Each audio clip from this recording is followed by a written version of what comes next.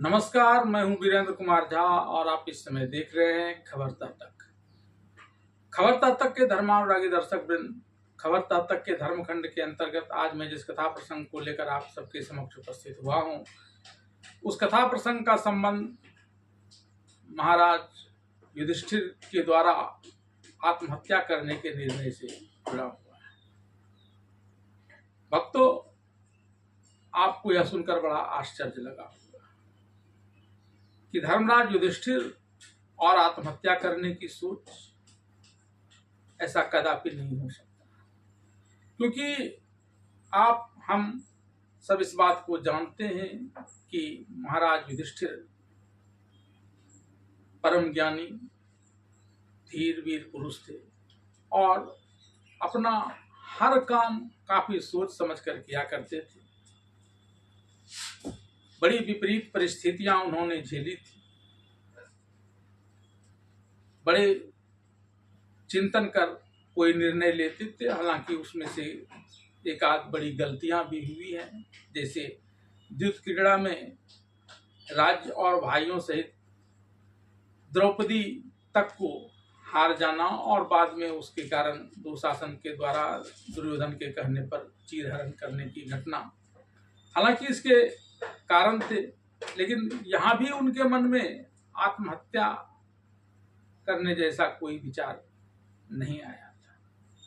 उन्होंने ज्ञान से अपने आप को संभाल लिया था और दूसरी तरफ द्रौपदी को संभालने के लिए तो भगवान श्री कृष्ण आ गए। इसके अलावा उन्होंने वनों में लंबे समय तक बड़ी आपदा झेली थी, अपनी माता कुंती और चारों भाइयों के साथ अज्ञातवास तक में उन्हें जाना पड़ा था और धोखे से वहां उन्हें कंक समझकर राजा ने उनके सिर भी फोड़ दिए थे। लेकिन फिर भी युधिष्ठिर ने आत्महत्या करने जैसा कोई विचार अपने मन में नहीं आया। लेकिन यह बात भी उतनी ही सही है कि यह विचार महाराज युधिष्ठिर के मन में आया था। यह विचार उसके मन में किन कारण से आया, कब आया और फिर यह किस रूप में उसके मन से निकल गया, कौन सा वह कारण था, इन तमाम वृत्तांतों पर विस्तृत जानकारी प्राप्त करने के लिए आप इस वीडियो के साथ अंत तक बने रहें। वेद व्यास रचित महाभारत के अनुसार कर्ण, शकुनी आदि के उकसावे में आकर दुर्योधन ने अपने पिता और हस्तिनापुर के महाराज धृतराष्ट्र को इस बात के लिए बाध्य कर दिया कि वह युवराज युधिष्ठिर को दूसरे खांडवप्रस्थ, जो एक निर्जन प्रदेश है, वहां का राजा बना दे, ताकि दुर्योधन बाद में यहाँ का युवराज बनकर हस्तिनापुर का राजा बन सके। धृतराष्ट्र तो पुत्र मोह में अंधे थे ही, वैसे तो वे अंधे जन्म से ही थे, लेकिन पुत्र मोह का अंधापन उनके उस जीवन के अंधापन से भी उन्हें ज्यादा गहरे अंधकार में ढकेल देता था और वे बड़ी बड़ी गलतियां करते थे। और इस क्रम में उन्होंने युधिष्ठिर को सीधे सीधे शब्दों में कह दिया कि मेरी इच्छा है कि तुम खांडवप्रस्थ में जाकर वहां का राजा बनो, क्योंकि यहाँ दुर्योधन तुम्हें हो सकता है कि चैन से न रहने।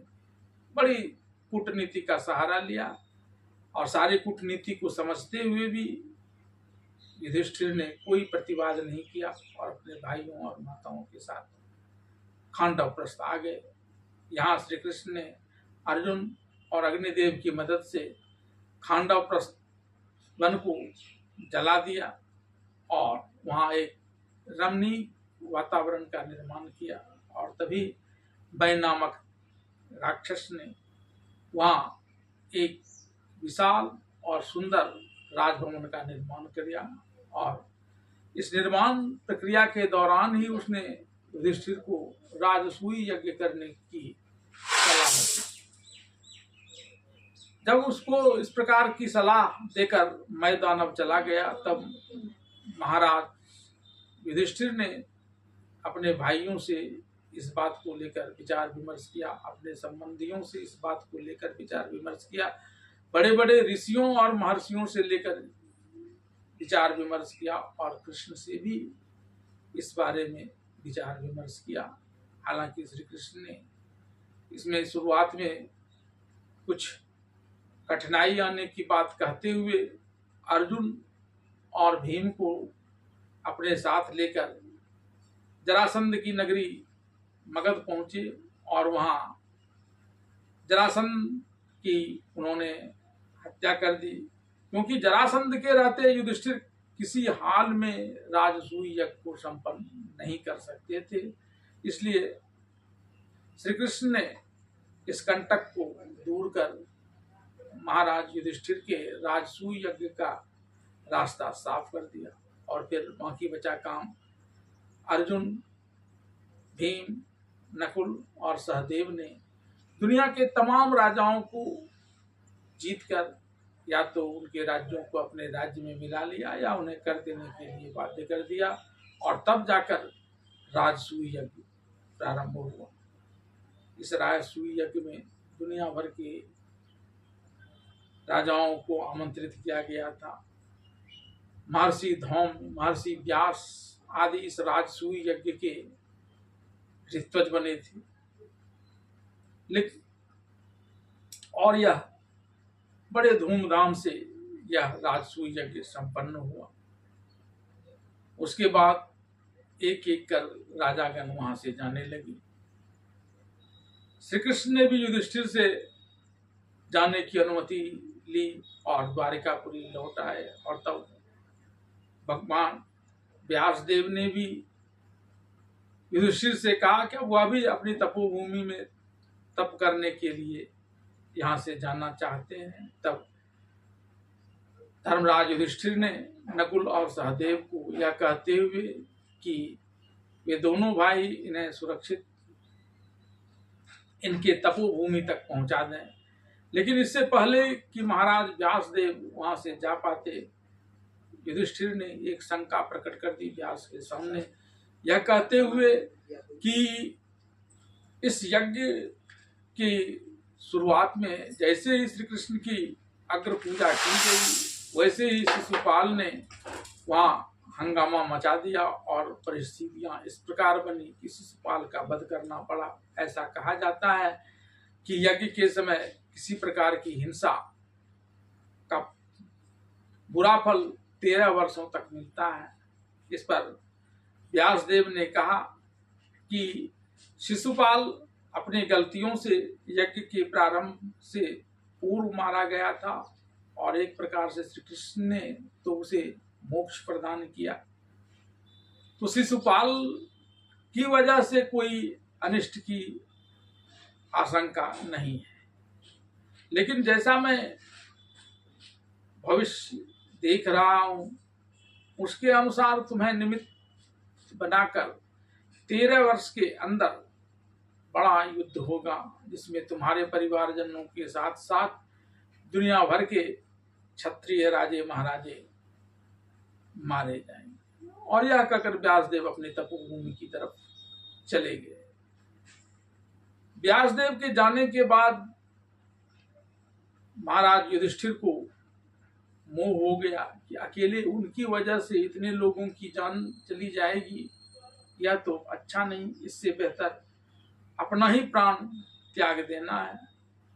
और उन्होंने ऐसा करने का मन भी बना लिया। लेकिन तभी वहां अर्जुन, भीम, नकुल और सहदेव आ जाते हैं और महाराज युधिष्ठिर जब अपने भाइयों को इन सारी बातों की जानकारी देते हुए कहते हैं कि इस स्थिति में तो इतने राजाओं के, अपने वंशजों के मारे जाने से बेहतर मेरी एक जिंदगी का परित्याग कर देना ही है। तब अर्जुन ने कहा कि आप तो व्यर्थ ही मोह से ग्रसित हुए जा रहे हैं, जो होना है वह होगा। आप यथोचित विचार करते हुए जो अच्छा लगे वही करें। और तब एक बार फिर से महाराज युधिष्ठिर ने उन तमाम परिस्थितियों पर विचार किया, तो उन्होंने कहा कि वह इसके निमित्त बनेंगे ही नहीं, इसलिए किसी को भी वो अपनी बातों से दुख नहीं पहुंचाएंगे, हर किसी का बात मान लेंगे और ऐसा करते हुए राजपाट करेंगे। और यह सोचकर उन्होंने जो अपनी आत्महत्या करने की, अपने प्राण की बलिवेदी देने का संकल्प लिया था, उसका परित्याग कर दिया। इस वीडियो के साथ अंत तक बने रहने के लिए आप सभी का धन्यवाद।